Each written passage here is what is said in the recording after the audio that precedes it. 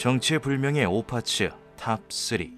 위니페소키 스톤. 1872년 뉴햄프셔의 위니페소키 호수. 울타리 설치를 하던 인부들은 땅속에서 이상한 것을 하나 발견합니다. 그것은 계란 형태를 띠고 있는 검은색의 돌이었는데요. 인위적으로 가공해 놓은 듯한 매끄러운 표면과 정체불명의 얼굴 형상, 그 옆에 새겨진 다양한 문양들, 위쪽에서 아래쪽까지 뚫려있는 작고 가느다란 구멍까지. 돌은 옛 문명의 유물인 것처럼 보였으나 당초에 그 용도와 의미를 알 수 없었죠. 돌은 석영암으로 이루어져 있었는데요. 돌의 양끝에 뚫려있는 구멍은 거칠게 억지로 뚫어놓은 것이 아닌 부드럽게 길이 나 있는 형태였습니다. 이에 대해 학자들은 돌의 외부를 파괴하지 않으면서 이런 부드러운 구멍을 뚫는 것은 아주 섬세한 기술을 필요로 한다고 이야기하였죠. 돌은 몇천 년 전에 아메리카 원주민 혹은 타 이주민들의 고대 유물이라고 추측되었으나 그러기에는 너무나 앞선 기술력과 완성도를 가지고 있었습니다. 학자들은 구멍뿐 아니라 새겨져 있는 얼굴과 문양들에 대해서도 주목했는데요. 의미를 알 수 없는 기호들도 있었으나 그 중에는 명확하게 구분이 가능한 옥수수,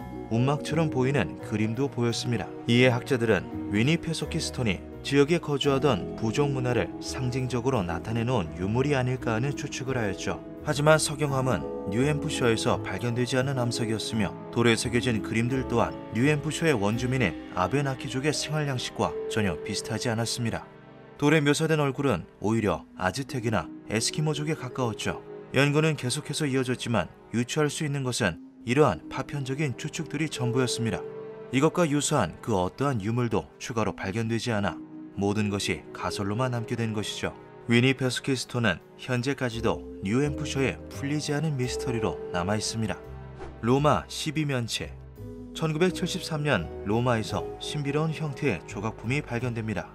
이것은 구리합금 혹은 청동으로 이루어져 있는 내부가 텅 비어있는 물체였는데요. 최초 발견지의 이름을 따 로마 12면체로 부르기 시작한 해당 유물은 이후 프랑스, 헝가리, 벨기에, 영국 등의 유럽 국가에서 총 115개가 연달아 발견됩니다. 도 데카헤드론이라고도 불리는 이 유물은 4cm에서 11cm 정도의 각기 다른 지름을 가진 것으로 확인되었습니다. 각각의 구멍 크기는 조금씩 달랐으며 꼭지점이 만나는 부분에는 동그란 장식이 달려 있었죠. 고고학자들은 청동, 구리 주물의 제조 방식으로 미루어 보아 유물의 제작 연대가 2세기에서 3세기 사이일 것이라고 추측하였는데요. 12면체의 용도에 대해서도 다양한 가설들이 쏟아져 나왔죠. 학계에서 가장 흥미를 끌었던 주장은 이것이 고대 켈트 문명이 사용하던 천체 기구라는 것이었습니다. 12개의 구멍은 계절별로 달라지는 하늘의 모습을 뜻하며 크기가 다른 구멍을 통해 그것을 관측함으로써 별의 이동과 천체의 움직임을 예상하였다는 가설이었죠.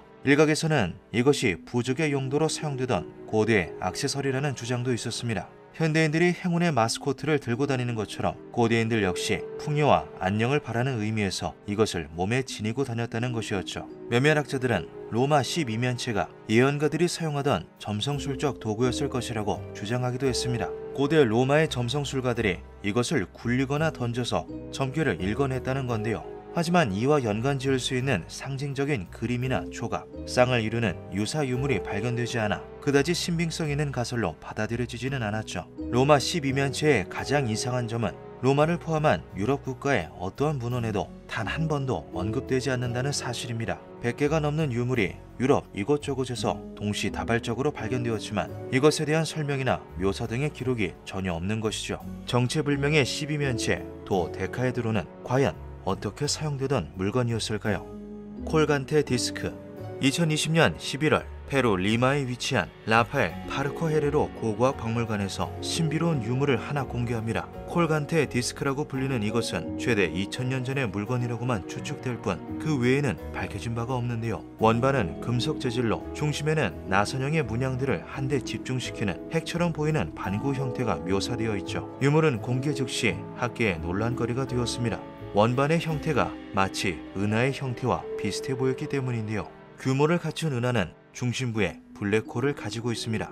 그러나 이러한 사실들은 현대에 와서 밝혀진 것으로 고대에는 태양과 달, 별자리 외 은하계라는 개념까지는 인지하지 못했다는 것이 정설이죠. 하지만 고대 이집트인들은 서양의 천문학자들보다 3000년 앞서 이미 별의 움직임과 길에 대해 파악하고 있었는데요. 일출과 일몰의 방향에 맞추어 구조물을 건축하는 등 천체의 움직임에 대한 이해도가 매우 뛰어났죠. 이집트와 같은 고대 문명에 발달된 천문학 기술이 있었던 점으로 미루어 보아 혹자는 이 디스크 또한 남미에 존재하던 밝혀지지 않은 고대 문명의 뛰어난 천문 유물일 것이라 추측하기도 했습니다. 신비론자들은 디스크 하단의 검은 점이 우리 태양계의 위치와 완벽히 일치한다고 말하며 이것이 초고대 문명의 산물이라고 주장하기도 했는데요. 약간의 오차 범위는 있으나 디스크에 묘사된 검은 점은 실제 우리 태양계 혹은 태양의 위치와 높은 일치율을 보였죠.